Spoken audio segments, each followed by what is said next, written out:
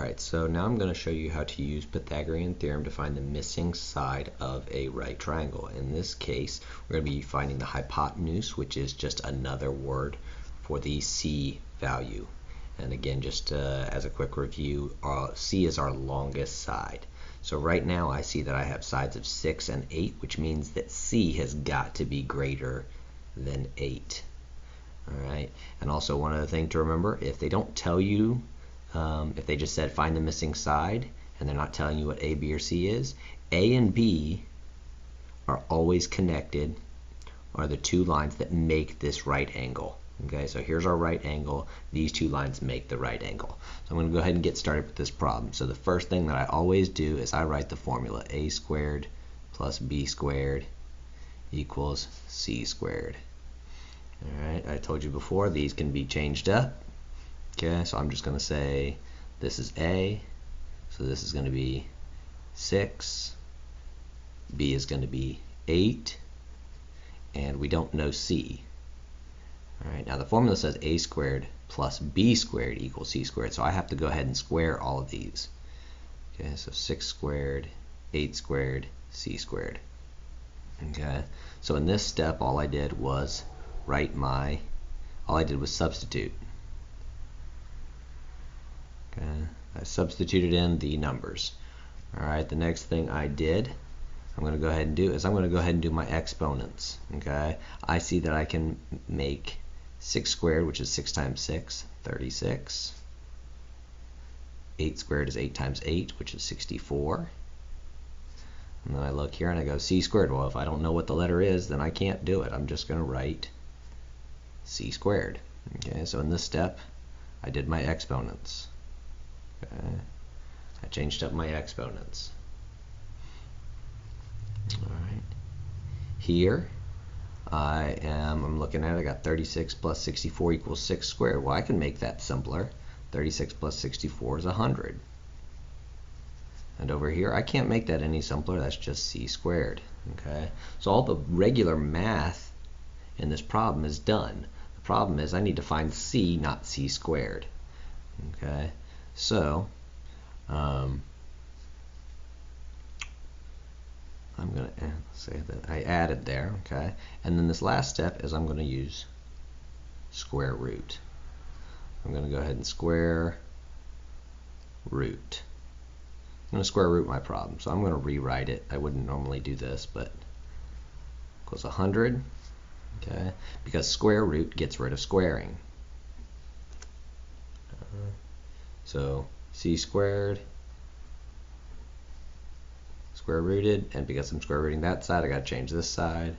So the square root of 100 is 10, and C equals 10.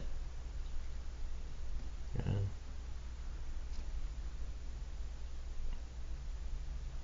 All right, so I'm going to add another trick to this. I'm going to go ahead and tell you. Okay, C will always be less than A and B added together. Okay, I told you C is already the longest side, but C is also greater than A and B, or sorry, is less than A and B added together. So A and B were 6 and 8, so that'd be 14. So I know that my answer was less than 14, but also greater than 8. Okay. All right, so I'm going to do another one.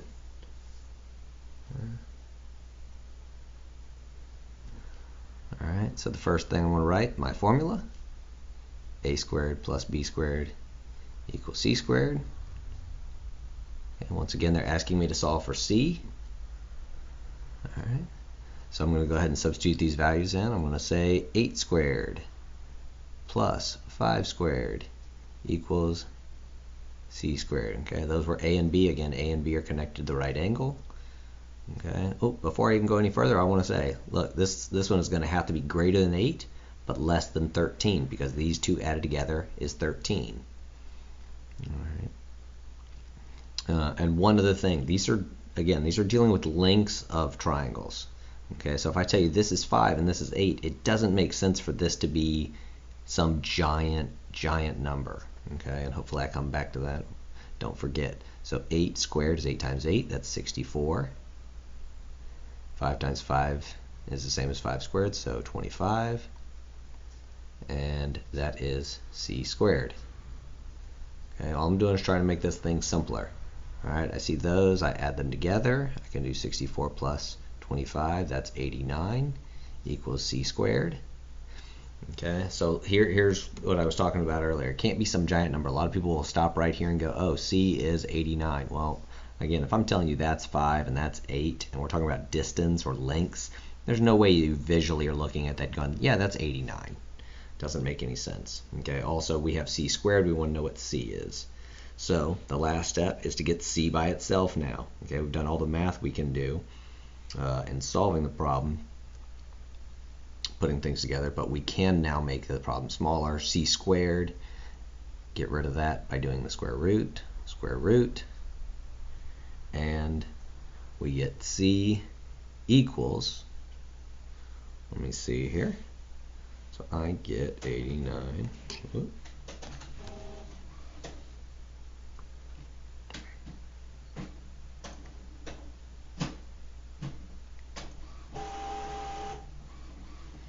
I get this long number. I'm just going to show you to you real quick. I get this long number, okay? And actually, let me show you how I did that.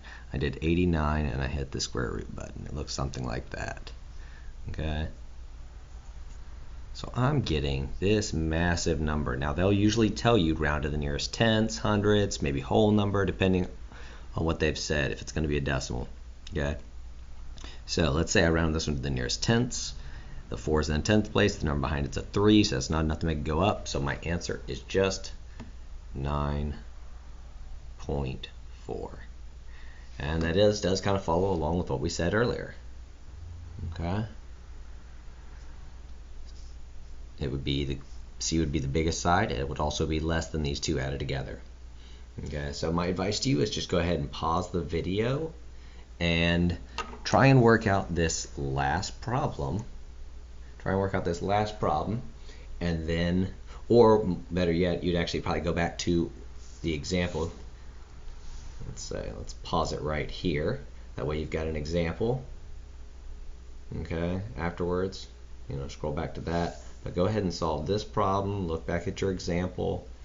Okay, so hopefully you've restarted it now, and I'm going to work it out real fast.